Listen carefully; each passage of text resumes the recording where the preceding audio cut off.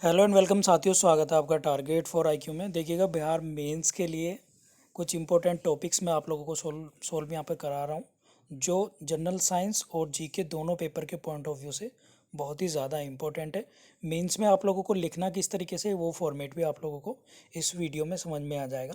I hope आप लोगों को ये वीडियो बेहद पसंद आएगी, खासकर वे लोग जो बिहार एपीओ मेंस देंगे या बिहार सिविल जज का मेंस देंगे, तो वो हमारा पेड ग्रुप ज्वाइन कर सकते हैं, स्पेशली फॉर मेंस के लिए।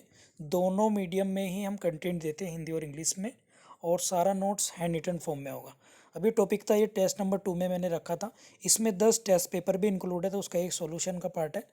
ओटीटी जो प्लेटफॉर्म है वो क्या है, अगर इस पर शॉर्ट नोट्स लिखने के लिए जाएगा तो ओटीटी प्लेटफॉर्म जो है वो है एक इस तरह से ऐप है जिस पर इंटरनेट के माध्यम से उपभोक्ता जो हैं, जो यूजर्स हैं, वो कई प्रकार की सेवाओं को जो है यूज़ करते हैं, जिसमें वीडियो कॉल या वीडियो ऑन डिमांड या ऑडियो या स्ट्रीमिंग, लाइव स्ट्रीमिंग वगैरह, या मैसेज सर्विस या वॉइस कॉल या वीडियो कॉल आदि करते हैं।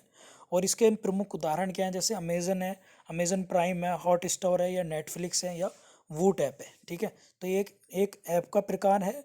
लेकिन इस पे क्या होता है कि आप लोगों को पता ही है कि जैसे अमेजन है या हॉट स्टार है, ये प्राइवेट होते हैं और इस पर सरकार का कोई कानूनी अधिकार या कानूनी कोई शिकंजा इस पर नहीं है।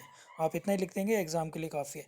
नेक्स्ट, अभी हाल ही में बंदा बहादुर जो थे, मॉडर्न हिस्ट्री से रिलेटेड है, ये चर्चाओं में रहे थे, क्योंकि प्रधानमंत्री मोदी ने जब इनकी जयंती थी, गुरुद्वारे में जाकर इनकी जयंती पर श्रद्धांजलि दी थी, 350वीं जयंती पर। इनका बचपन का नाम जो था वो लक्ष्मण देव था, और बंदा बहादुर जो है खालसा सेना के सेनापति थे, जो सिखों के अंतिम गुरु हैं, गुरु गोविंद सिंह। उन्होंने जो है खालसा पंथ की स्थापना करी थी, उसी के सेना के सेनापति थे बंदा बहादुर। इन्हें जो है माधो दास के नाम से भी जाना जाता है। ऐसे कहा जाता है कि 15 वर्ष ये घर से बाहर रहे थे, इसलिए इन्हें माधो दास भी कहा जाता है।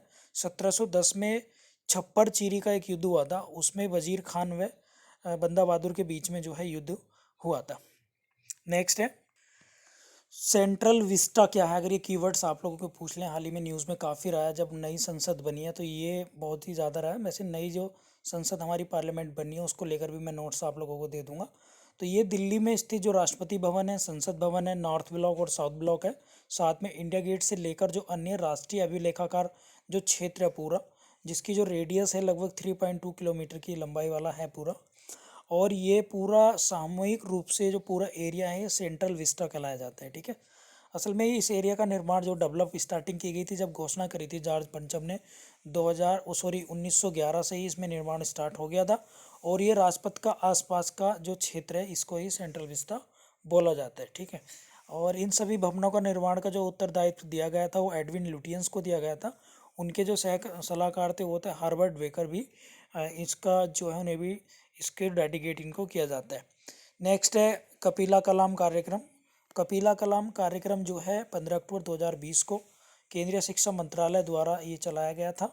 और ये चलाया गया है जो पूर्व राष्ट्रपति हैं, भारत के वैज्ञानिक हैं, मिसाइल मैन है, डॉक्टर एपीजे अब्दुल कलाम की 89 यानी 89वीं जयंती पर। इसका उद्देश्य क्या है, जो रिसर्चर्स होते हैं, आविष्कार होते हैं, उनके पेटेंट के प्रति जागरूकता को बढ़ाना तथा बौद्धिक संपदा जो इंटेलेक्चुअल प्रॉपर्टी है उसके बारे में साक्षरता और जागरूकता को बढ़ाने का लिए एक ये अभियान चलाया गया था।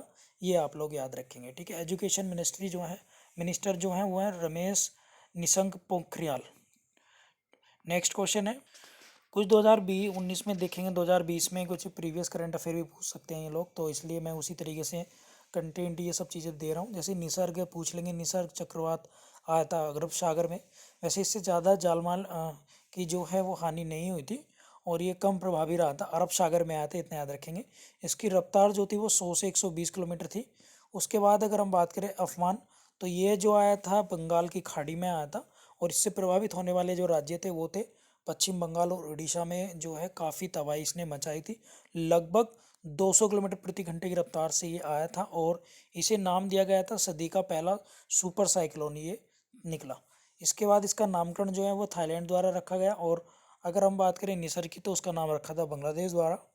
नेक्स्ट जीनोम मैपिंग क्या है, तो जीनोम मैपिंग है इसके अंतर्गत क्या है कि जो भारत का भारत के अंदर, भारत के पूरे क्षेत्र के अंदर अनुवांशिक विविधता यानी जेनेटिक डाइवर्सिटी को जानने हेतु जीनोम मैपिंग तैयार की जा रही है। और ये परियोजना जो है वो, इसका नाम है जीनोम इंडिया प्रोजेक्ट, ठीक है। और इसमें एक नक्शा बनाया जाएगा और उससे फ़ायदा क्या होगा कि एक तो इसमें जीनोम ग्रिड का निर्माण होगा भारत सरकार के द्वारा, जिसमें बीमारियों और लक्षणों का समझना होगा ताकि जो नई नई बीमारियां बन रही हैं उसमें रिसर्च करने में आसानी मिले और सार्वजनिक स्वास्थ्य की रक्षा हो सके। और इसका मुख्य उद्देश्य है मैपिंग के द्वारा जो है उपचार कर बीमारियों के लिए रोकथाम लगाना। नेक्स्ट है ग्रेट बैरियर रीफ। आजकल ये भी न्यूज़ में रही है क्योंकि ये हाल ही में इसे काफ़ी लॉस हो रहा है जलवायु परिवर्तन की वजह से। जिस तरह से जलवायु परिवर्तन हो रही है, आप लोग देख रहे होंगे कि जलवायु परिवर्तन से ग्रेट बैरियर रीफ जो है वो उसका डिके हो रहा है। तो ऑस्ट्रेलिया के समीप है, ये याद रखेंगे आप लोग। विश्व का सबसे बड़ा ग्रेट बैरियर रीफ है और ये इसका आकार जो है वो है 3,44,000 वर्ग किलोमीटर में ये फैली है। और ये रीफ है समुद्र के अंदर, याद रखेंगे। ये बनी होती है जिजोनथैलिया, एक कीट होता है, उसके मरने से उसकी डेड बॉडी जो उसकी बोन्स होती है उससे बनी होती है। तो इस तरह के कुछ करंट और साथ में जनरल साइंस और ये सब टॉपिक मैं आप लोगों को दे रहा हूँ बिहार मेंस के लिए। आप लोग बिहार मेंस के लिए निसंकोच होकर हमारे पेड ग्रुप ज्वाइन कर सकते हैं। 7500110314 पर व्हाट्सएप या कॉल करके सारा कंटेंट आपको as it is sequence form में ही मिल जाएगा। प्रीवियस जो छूट चुका है वो सभी को एक साथ मिल जाएगा। बाकी एग्जाम तक हम फोकसली इस पे वर्क करेंगे। जीएस और जनरल साइंस प्लस जीके दोनों पेपर ही इसमें इंक्लूड है। पेड ग्रुप्स से संबंधित सारी जानकारी इस वीडियो के डिस्क्रिप्शन में भी आप लोगों को मिल जाएगी। धन्यवाद।